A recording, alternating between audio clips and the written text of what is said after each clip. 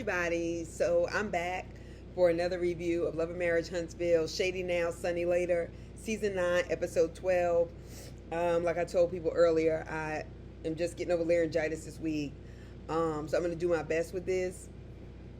This episode wasn't really about nothing much.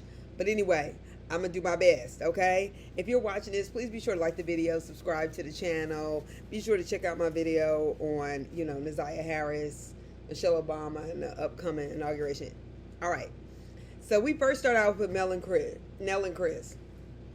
Oh my gosh, I can barely do a but I'll do one for them. All right, so when I saw this scene, I was bored already. All right, they're going to do a walkthrough for the venue for their wedding. They're getting married apparently on a former labor camp / plantation.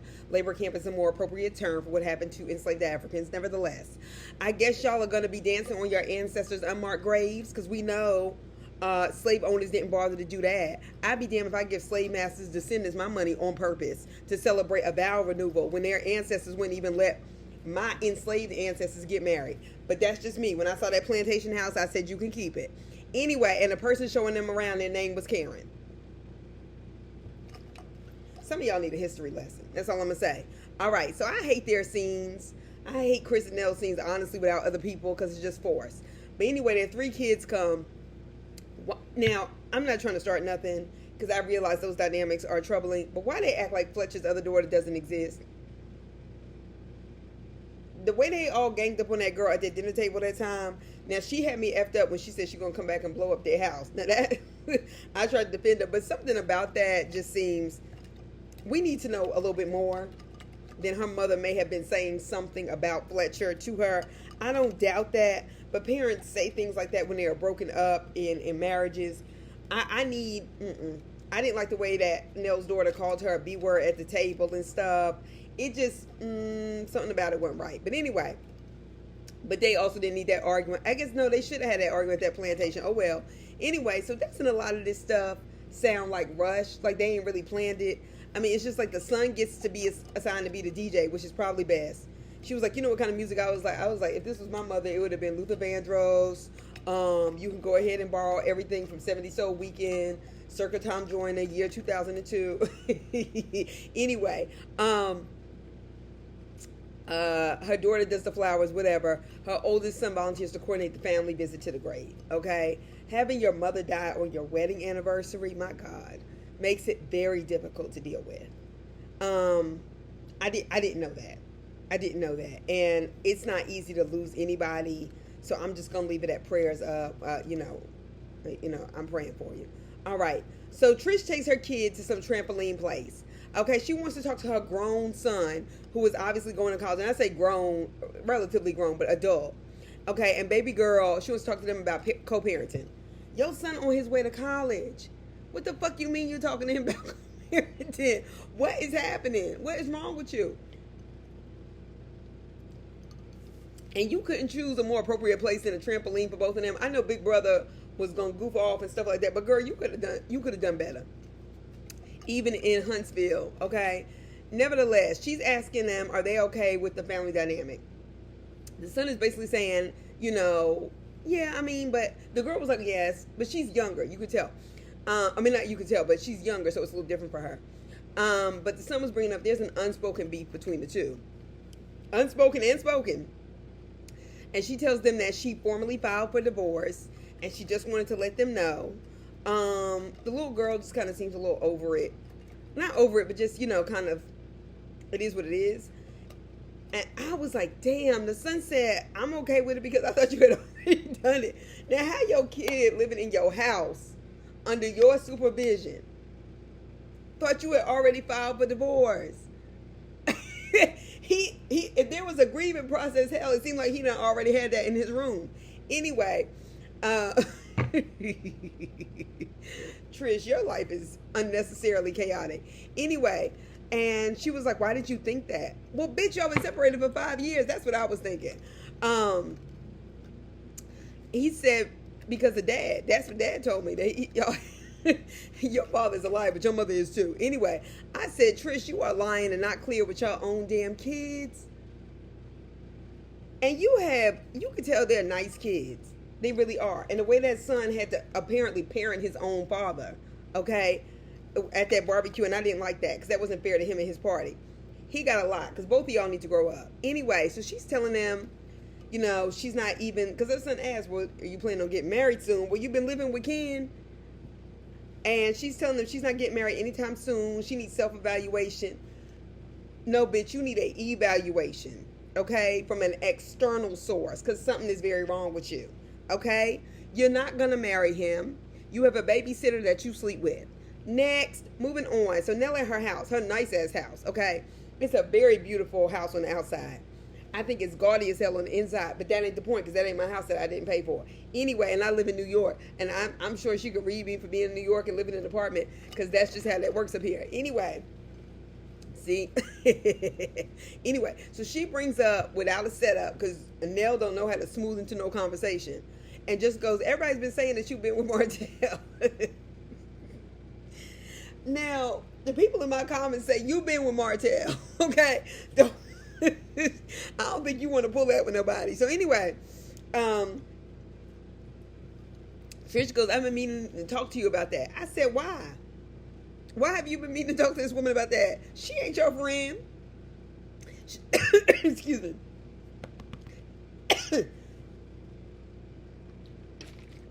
I'm sorry, I'm getting over laryngitis. I really shouldn't be doing this video. She ain't your friend. She already has talked about it with several people.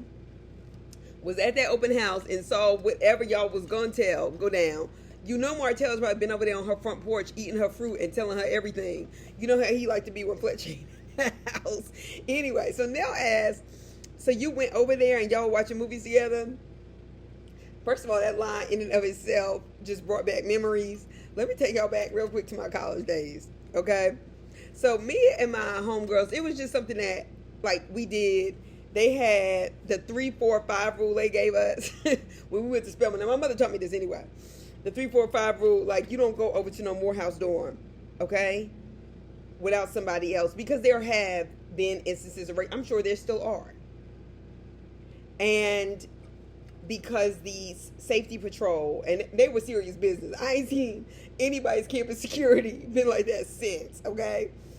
They were like, it's out of our jurisdiction if it's on their campus, and to be careful. And, you know, whatever. And we have my Spelman whistle. My Spelman whistle, I retired it. I have it in the safe place. But nevertheless, it was always a running joke. My mother always said, even if you don't tell me where you are, make sure you tell somebody so if anything ever happens. And that was just on principle, period.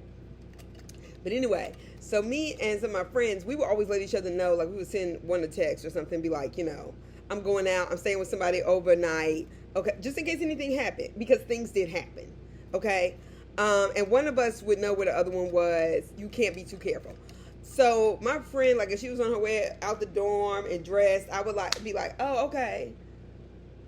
You going to watch movies? Okay, you going to watch movies. That was the joke. Because that meant you were going to the Morehouse Suites. Okay? See, the real ones know. This is before Uber and stuff. The Morehouse Suites was where it could go. Because, you know, Spelman, you had like a deadline for men to get off the campus. Okay? Now, of course, I moved up. Okay? After sophomore year. Okay? I got me a boyfriend with a townhouse. But the Morehouse Suites was where it's at. Because they don't never have no curfew or nothing like that. Okay? They didn't have no rules. Which makes it dangerous for us. But anyway, because, you know, the gay girls can keep, but they home, you know, their partner's over. Okay, but we can't. Anyway, so when she said we were watching movies, I was like, that's what I used to tell my friends. Look, I'm going to watch a movie. Now, what you're not going to do is look at my face at 37 with the same bullshit that me and all my friends knew was bullshit code. But I'm going over there to hang out with my boo at 19. But you telling me this at 37. No, ma'am. No, ma'am, you will not. You will not do this. Anyway, she said he invited her over. I'm like, okay. And he couldn't stop talking about Mel. How he fucked up, how he messed up his family. And she said, I told him, yes, you did.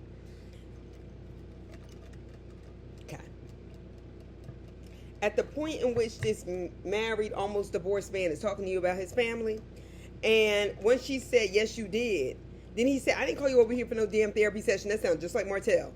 Now, Nell gave her the best advice. She said, because if that was me, I would have walked my black ass out the door. And I said, me too. I wouldn't even stood around for that. But Nell, you a damn lie, because you done sat out there in your driveway arguing with Martell. Anyway, at the point in which he's talking about his ex-wife or his family, you need to roll. I thought you was coming over there to train him. Or at least that's what you told us. Anyway, my thing is, Trish, you playing stupid. Well, I don't know if you playing or if you just stupid. But because you lying, I think you playing stupid. Not mentioning anything to Mel before that trip. And you up here saying her ex-husband basically spilled his entire guts to you instead of having a workout session. Then you tell us that regardless of what anybody says, he never came on to you. See, it ain't what people say. It's also what they don't say. What's said and what's not said is just as important. That's what I teach my kids in studying history when we're looking at primary sources. What they don't mention is also very telling. What people skip over is also very telling. Okay, it's just as important. My thing is, but bitch, did you come on to him? Okay, don't think I didn't catch that. I caught that immediately. So anyway, something went down. Okay, because both of them, the fact that both of them are constantly lying about it and they can't get on the same page with it, something went down. I don't know what it was, but something. Now, once again, you in front of another person explaining yourself, Trish, and she is going to take it back, and by she, I mean Nell, and Ken is going to be looking stupid, okay?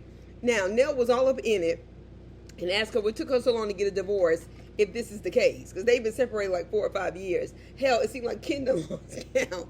All right, so Trish tells her how Marquez was not there for her when she lost her parents, 7 months apart. In addition, she lost her sister, and he told her she was too close to her family. And she was like, I was like, they're dying. My thing is, if a man tells you that at any point, or anybody for that matter in a relationship, they mean you no good. Somebody who tells you you're too close to your family, it's because they have every intention of finding a way to control you. I don't like the way that's worded. I don't like the way that's set up. That is absolutely unacceptable. Period. I don't care how I feel about her. And she has a lot going on. She had a lot going on. And that's why, Nell, you should have left it alone. Her and Nell actually, we find out, have a lot in common in this sense. When they're hurting, they want people to leave them alone. And when people try to keep comforting them, they get mad. Now, that's confusing to me. But the fact that they understood each other, and I've seen people behave like that, that clearly is something common. Now, I'm glad they had this little chat. Even though Nell started out with terrible intentions of being messy, nevertheless, I'm glad they could find common ground with each other. So we get Ken.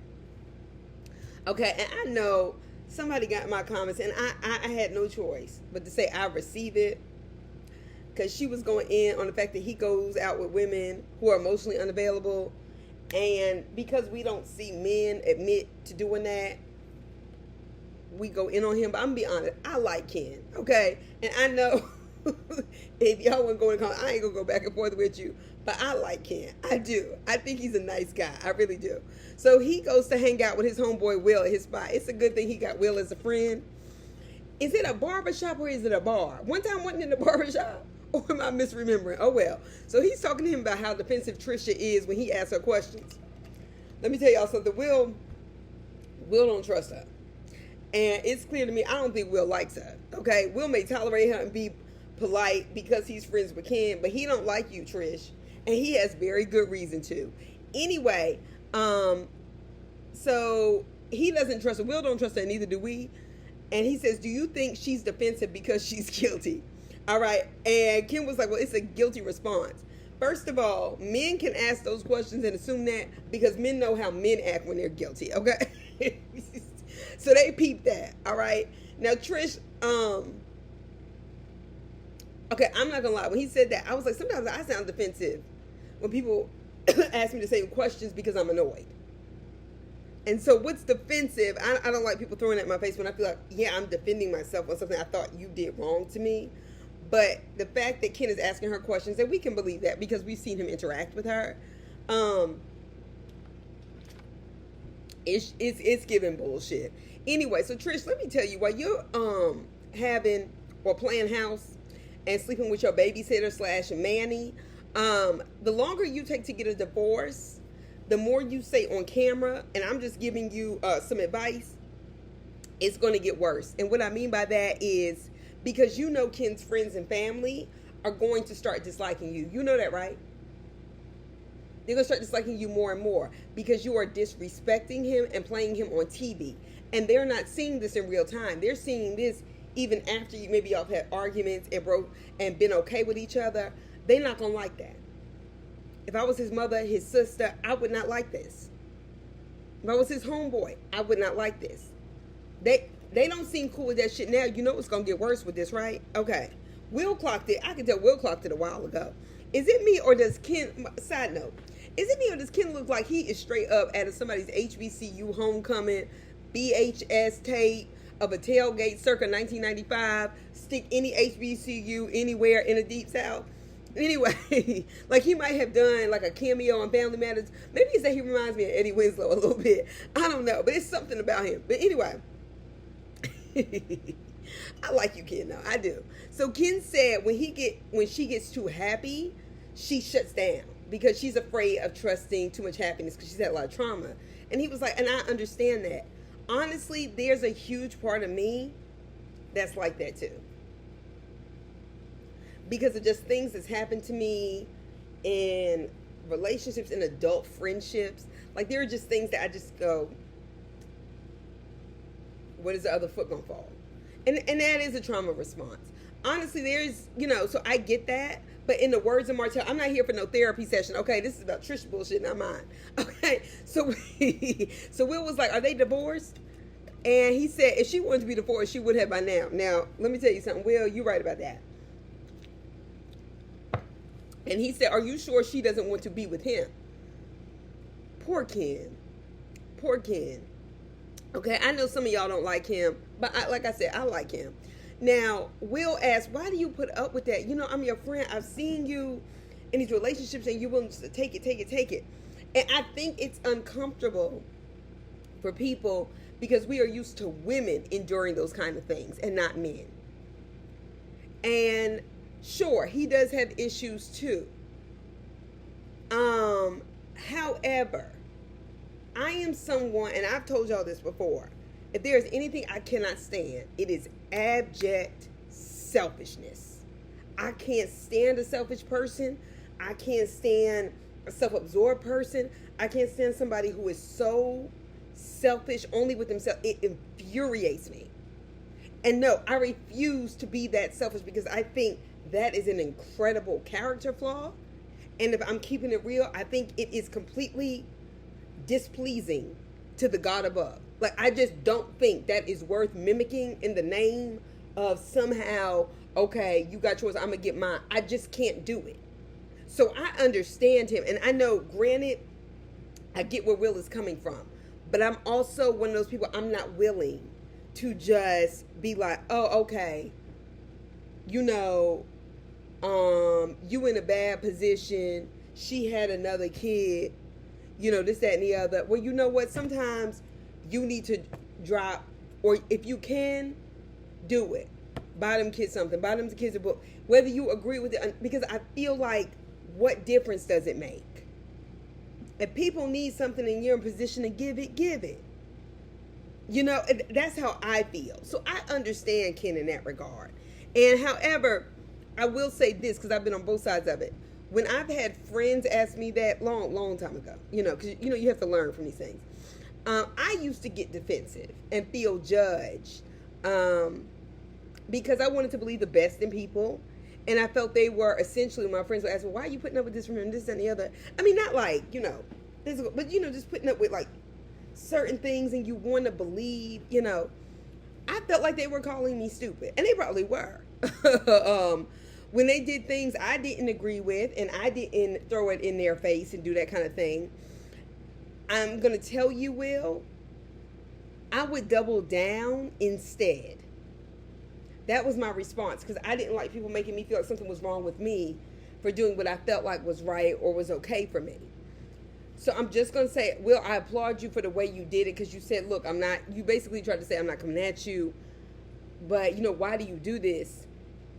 But I'm just going to tell you, don't be surprised if Ken doubles down and starts tripping on you for a few weeks and not talking to you because now he feels judged and a little bit exposed for what is inside of him that causes him that desire to want to take care of people in a bad space.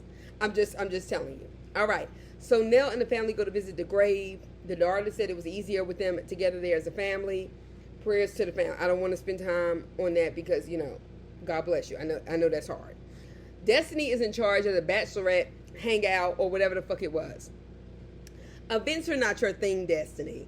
But in the spirit of what happened at this event, if I'm going to say events aren't your thing, they really aren't for most of the cast. Nobody seems to ever turn a profit or a good big event except for Mel. So it ain't the cast thing either. That ain't fair. So I'm going to call everybody out.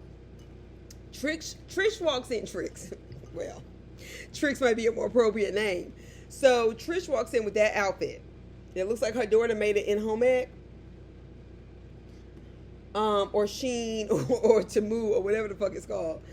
Trish, how old are you? Aren't you the same one saying you want to go to parties with your son? I'm starting to believe you really think like that. Ma'am. Having your ass out like that, ma'am, it's a no for me. It didn't even look cute. It wasn't even like, huh? Anyway, so Mel comes. She's not planning to stay long. She's doing something with her kids later. She doesn't plan on doing, any other body paint. She's basically there to show support, like let Nell know, I love you, but I got other stuff going on. And quite frankly, she don't get along with Destiny, so on and so forth. And I'm one of those people. I'll do right by you. I'll show up at the baby shower. Trust me, I will send gifts. I will do it, but I'm not going to be in the space with a bunch of, and she probably does have something to do with her kids, but I'm just saying, I wouldn't do it. But anyway, then Kimmy brings up how she feels that at all these events, we all get to the point where we're standoffish, essentially waiting to say that until Mel showed up, okay? And don't tell me it was like, oh, because the cast was there. Sunni wasn't there yet, and neither was Nell, okay? That's number one. So I knew what she was trying to do, and I'm not here for it. And Kimmy, I want you to talk to us. I want you to explain to us why at events can't nobody ask Maurice about his drinking problem. Right, okay. Why did Monster have to move back home with his mother? What kind of father is Maurice that boy didn't want to stay there? And considering he can give people lectures, but his behavior is saying something else, I have questions. Why you and everybody else's business? Anyway, so Destiny, you're the host, rolling your eyes, looking at your phone. And this is why you're not the kind of person that can host. Because a host needs, honestly, to be able to be a little fake. You need to be able to speak to everybody despite how you feel. And to make people feel comfortable, even if it is a show. You can't do that. You can't. You one of them chicks. And somebody in the comments was like, last week, Destiny has a mother wound. I read it a few times. I didn't really know how to respond to it, and I believe that. I do believe that. And that's also, I received that. But Destiny tends to take that shit out on the wrong people and then continues to hang out and defend people like Martell. Okay? And Tisha, the fact that you even sitting beside her after she ambushed you with, of all people, Martell, miss me. Anyway. So, but Mel came with it and says, Kimmy and Trish, since we're both here, I said, here we go. And she looked at her and said, do you have an issue with me? I said, Mel, don't be playing. All right. So, Trish gave a slow no. And she said, if I had a problem with you, you would know. No, she wouldn't. She wouldn't, Trish. You don't even, Trish, baby girl. No, she wouldn't. Okay, just like Ken isn't even sure y'all's relationship status and y'all live in the same house with the same mortgage. Okay, so quit playing with us. All right, so then Kimmy's tired ass pops in and says, I'm shocked. She said no. You are anything to keep us up on Maurice's DUI. Okay, so these chicks are not your friends, Trisha. You have just been able to come together and coalesce with them primarily because of their dislike and jealousy for Mel. We all know you can be switched out. Okay, ask Ashley, whatever her name was, married to Big Lou and Stormy and this Mel show, just so you know. All right, so anyway, Trisha says she doesn't know her to have an issue with her. Mel said, I said the same thing. And she said, but I didn't like you instigating at the barbecue and you were messy. Mel was like, if that's the case, then you should think everybody, including the lady of honor tonight, is messy. And that's facts. And that's facts. So why are you coming after Mel? Trisha, you were having inappropriate dealings with her husband, knowing it was her husband, even if they were in the midst of a divorce, because you live in that small ass horse and buggy town with one Subway, maybe a McDonald's on the outskirts. And you knew, and you were watching this fucking show. You were still married when you went over there to watch movies like I would do at the Morehouse Suites, okay? And sleeping with Ken. Don't play. Don't. And don't play like we're stupid either. So then you're like, I'm trying to stay calm. Baby, you brought this on yourself. If you feeling froggy, then leave.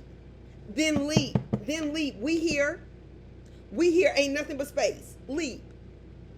Okay, so Tisha asked, what did Mel say that was so messy? First off, we know Tisha isn't that bright to know how to cover up something. So Tisha was essentially asking, what did Mel say? Because she knows that everybody been talking shit about Trisha and her sleeping with Martell, possibly, because they've all been talking about it. Hell, I guess Tisha was interested too. How did we avoid this torpedo, if you will? Okay, especially after her and Stormy confronted Trisha in the Caribbean. You weren't mad at them like that. Hell, you went home with Stormy. So because Mel said, made the joke, said they still love each other, and she said when they were arguing back and forth, Mel was like, that was a joke. Okay, I do think Kimmy was right, despite her intentions, like Nels was when she invited Trisha over, that I understand that you may not have thought it was a joking moment. I can understand that. I can understand that. But it wasn't so big that I felt like y'all couldn't talk through it. Like, you just tell her, look, I didn't appreciate that. Okay? She doesn't like Mel. Trish doesn't like Mel. She doesn't want to like Mel. Okay? How many people on this show have asked her the same thing and she ain't had no smoke? Matter of fact, she was up there eating her strawberries and crackers and sandwiches when she was talking shit to her. I'm talking about Nell, just this episode. Okay? So Tisha was like, okay, well, y'all have an understanding now. And Mel said, no, I don't understand her. Yes, Mel. Yes. Okay? It's some bullshit. Mel has learned that they are going to come after her no matter what. Talk about her in scenes. Blame her for shit she has nothing to do with. Anyway, so she's in that fucking era, and I don't blame her. Because I know what it is to be around a bunch of jealous vipers. And I've said this, if I've said it once, I've said it 1,000 times. I wouldn't even be going up for Mel, but if there's anything I can't stand, it's a pile up. And I know what it is, I'm sorry, to be that girl that other girls are comparing themselves against, that girl that when she walks in the room, all the other chicks get together and start whispering, trying to make me feel like I don't belong. And they have done it successfully. I'm not saying I ever let them see me sweat, but they definitely did it and have done it and continue to do it, which is why I withdraw. And that's why I understand what Mel is going through. And I don't like that shit. That shit is whack. Because I'm the kind of person, if there's somebody that I see and they have something I don't have, or there's somewhere I want to be in the same room with them and figure out how they got there. I don't hate them for it. And that's the kind of stuff, that kind of jealousy, that's stuff that people need to correct in childhood. Because there are people along the lines, and there was an older teacher that said that to me. And it was an older black woman. And she was like, I have said, when I had brought up my experiences at one time, she said, I have told parents that when I've witnessed that in my classroom. She said, and when I've said it to parents that they're treating a kid like this or whatever, and they were like, yeah, I've recognized that they act like that toward other kids. She said, and that's when I say to them, that needs to be corrected. That's how they grow up. And they're adults who bully and gang up on other girls. She said, so I believe you. But their parents didn't correct them. And then that grows up and is passed on. I've seen it done and I don't like it. Even if I don't like the person, if I see a gang up, I don't have nothing to do with it. I don't believe in that. And I'm okay with not believing in that. I'm not saying that it has ever reaped me great benefits, because That person is still gonna hate on me, talk about me, be jealous of me. But I'm not gonna jump in on it when I see other people jumping in on you. I don't believe in that. Now, if you want to start something one-on-one, it's a one-on-one. But I'm not into that pile up stuff. And y'all do that to Mel a lot. And that's why I feel like she's in that fucking era. I done tried to be classy about it. And this is what y'all did to me. Okay. Bring it. So, Kimmy, you saying both of them need to be accountable for what they've said. Bitch, neither one of them would know if you weren't running your mouth back and forth instigating it while y'all talk about Mel bringing up a police report that's public information. Okay? Okay. All right. Light-skinned Mary J. Anyway, the poor body paint people over there looking all uncomfortable. Because I'm sure this stuff is funny to us, to entertain us. But if you sitting there in the middle of the camera while you in your body paint, you know, that's what you do. I'm just like, they looked uncomfortable as hell. And you could tell they felt uncomfortable because that girl was looking down because she didn't want to look like she was in people's business. And then the guy's kind of looking at her, she's kind of looking at him, but, you know, they don't really know what to do. They're there to do a job. That's still their job. Okay? They are the live viewing audience, but they did not sign up for this. They didn't, and y'all ought to be ashamed of yourselves. Mel was giving that Mimi Faust energy. When it's, I'm not going there. I done tried to be calm. I done told you what I need to tell you, and I done said it in a strong way. I'll meet you there, though. If you want to go there, we can do it. And then Sunni shows up. I said, well, you know what, Destiny? Fuck it. Fuck it. You don't have to no party no way. You get what you get. But if y'all know if Sunni is, no, I'm not. If she's pregnant, can y'all let me know? And I'm really, this is not shade to her way, because I know what it is to gain weight and people make you feel bad about it. I'm not trying to do that. I'm just saying because they were trying to have a baby. That's all I'm asking. All right, you can put it down in the comments, but I will talk to y'all soon. Enjoy your Martin Luther King Day. While